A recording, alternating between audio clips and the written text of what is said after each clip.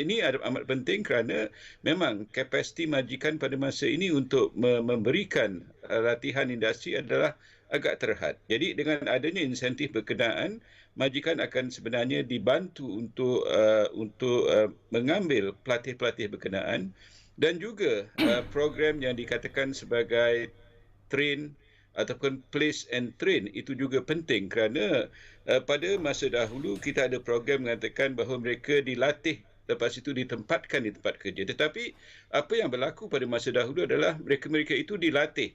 Tetapi untuk mendapatkan penempatan kerja itu agak sukar sebenarnya. Jadi sekarang kerajaan menukar program berkenaan kepada latih dan penempatan dahulu dan dilatih. Bermakna syarikat-syarikat itu digalakkan untuk mengambil pekerja berkenaan.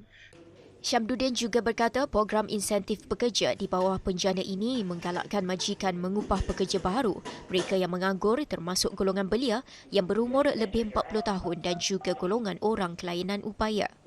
Mengenai berlakunya normal baru dalam budaya bekerja susulan penguatkuasaan Perintah Kawalan Pergerakan PKP dan Perintah Kawalan Pergerakan Bersyarat PKPB yang menggalakkan penggunaan teknologi untuk bekerja dari rumah, Syamduddin menjelaskan keadaan sedemikian tidak dapat dielakkan pada ketika ini dan pada pasca krisis COVID-19 yang seharusnya disedari oleh pekerja mahupun majikan.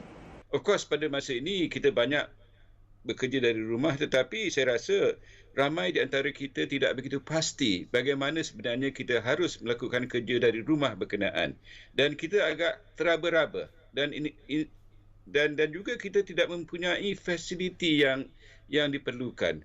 Masalahnya di sini, adakah majikan-majikan ini dapat dibantu untuk melatih pekerja mereka supaya mereka ini lebih mahir dalam menggunakan alat-alat IT berkenaan. Dan kita juga perhatikan bahawa di syarikat-syarikat kita tidak mempunyai peralatan yang cukup untuk kita menganjurkan sebagai contoh web conferencing.